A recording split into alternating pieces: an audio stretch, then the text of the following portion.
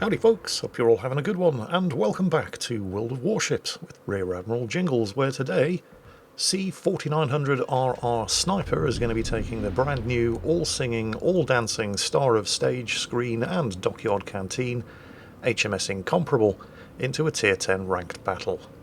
Incomparable is the latest ship in the game to be armed with stupidly large guns. These are 508mm.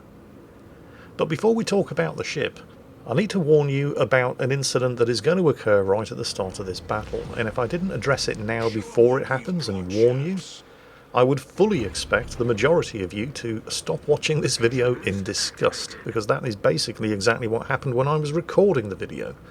I ended up recording this battle twice. The first time I watched it, in about a minute or so, I stopped recording.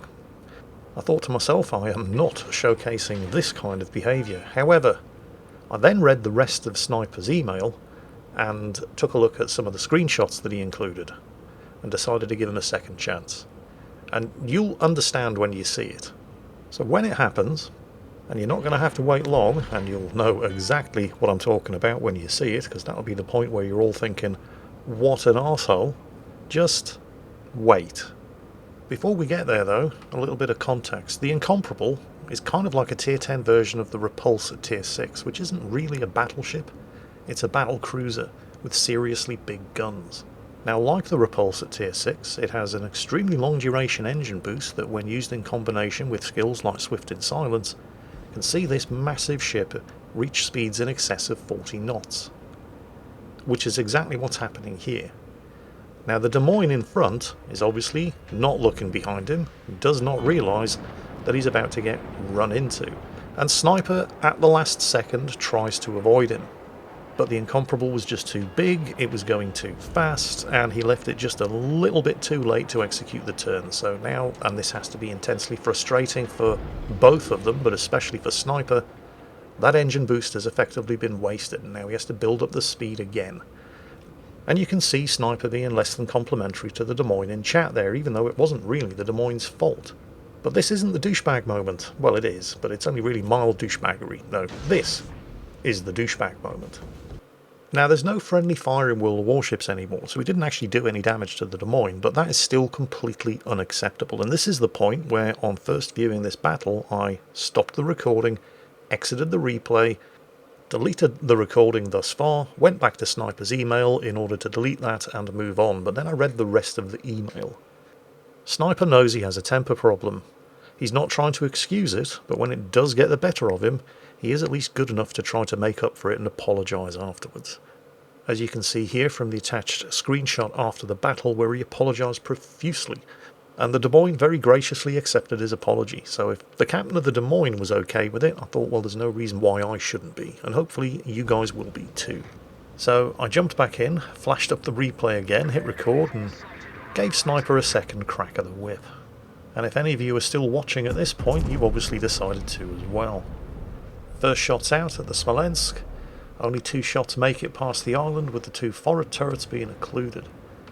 3 turrets, 2 guns per turret. Yes, it's a 6-gun battleship. Well, it's not really a battleship, but more on that in a moment.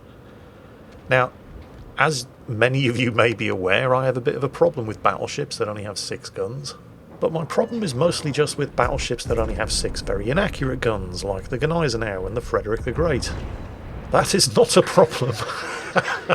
Like, that poor Salem. As you can see, that's not a problem that's shared by the Incomparable. These guns actually have cruiser accuracy, exactly the same as the Repulse at Tier 6, which is why I love the Repulse. Yes, it only has 6 guns, but those guns are as accurate as a cruiser. It's also why I still think the Leander at Tier 6, the British light cruiser, is a very good light cruiser, because it may only have 6 152mm guns, but they tend to hit what you shoot them at. And it's the same on the Repulse, and it's the same here on the Incomparable. She's also one of that elite class of ultra sneaky battleships that come with torpedo launchers, although she isn't really a battleship. I should probably explain what I mean by that. For a start, she's way too fast, and she's way too badly armoured. We're talking Tier 10 here. From Tier 8 and up, battleships have 32mm bow and stern armour. The kind of bow and stern armour that normally requires an 18.1 inch or higher gun calibre, so Yamato, Musashi or better, in order to overmatch and potentially citadel from the front. Incomparable lies awake at night fantasising about having 32mm of bow or stern plating. Incomparable only has 25. Now you see, the Smolensk knows that 16-inch and higher armour-piercing shells will just overpenetrate him when he's given broadside, but when the guns are as big as this, even the overpens are going to do a lot of damage. And if that doesn't get the job done, well, there's always the torpedoes. But back to that 25mm of bow plating. Just to put this into perspective for you, Tier 6 and 7 battleships have 26mm of bow and stern plating, as in fact do Tier 8, 9 and 10 cruisers. In fact, some have 27. This ship's bows aren't even as well armoured as a Tier 8 cruiser.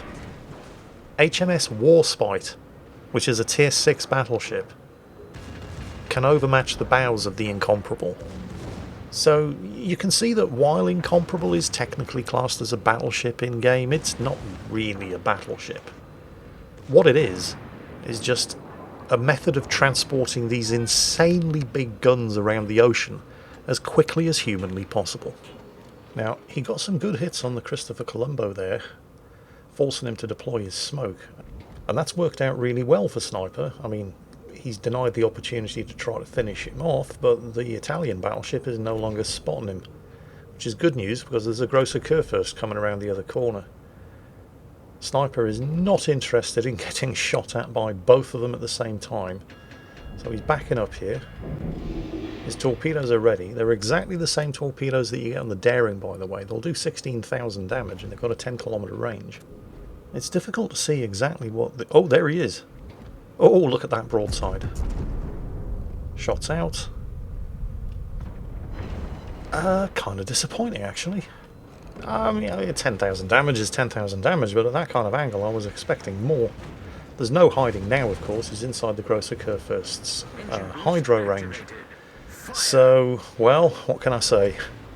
Chicks dig scars and glory lasts forever. Let's go for it. Beautiful broadside again on the Grosser Kurfürst, but it's an exceptionally tough ship with turtleback armour protecting its vitals, which makes it virtually immune to citadels at this kind of range. It's not immune to taking big armour-piercing chunk damage, however, which is exactly what happened there. It's turning away now. This is good news, as only the two rear turrets are able to fire, and while these two enemy battleships are perfectly capable of smashing through Sniper's bows, well, he can pretty much do the same to them as well with guns of this calibre. There goes the Grosser Kurfürst. That's considerably reduced the amount of incoming secondary battery fire. The Christopher Colombo, is he still giving... It's not quite broadside, but he doesn't seem to realise that the Incomparable has torpedoes. To be fair, I suspect most people wouldn't know that the Incomparable had torpedoes. It is so incredibly new. Is he going to try to take the turrets out? He tried, didn't work. Oh, and yes, of course, they're ripple fire torpedoes. Just like the ones on the Daring. So if one hits and your aim is good, they are all going to hit. And there goes the Christopher Columbus. There's the high caliber award, although it's only 138,000 damage. This is ranked battle. There are only 7 enemy ships, not 12, for you to farm damage on. So the requirements for getting a high caliber award are correspondingly lower. Right, they haven't lost a single ship. Wow, this has been a ruffle stomp. Although Sniper came perilously close. Oh wait, he ain't done yet. Enemy Napoli over there engaging the Goliath. Looks like the Goliath has managed to avoid the first set of torpedoes. Unfortunately, the Napoli is just out of range, but unlike other Tier 10 British battleships, Incomparable has access to aviation facilities. There's the spotter plane. Looks like the Goliath ate at least one of the second wave of torpedoes. Wait for it. Wait for it. Yeah, the Goliath's taking a pounding. It looks like the team may be just about to sustain its first loss. Goliath's dumped his torpedoes. The Napoli has to be aware that they're coming, of course. And shots out. It looks like the Napoli is slowing and turning. He's going to dodge those torpedoes. Took a big old hit there, though. And he's about to take another one. Yeah, I think the Napoli is definitely going to finish the Goliath off. However, note, sniper is spotted, and it's not the Napoli, as there's an island in the way. That is an extremely suspicious and angry-looking smokescreen. Deepwater torpedoes, that's the Yu Yang.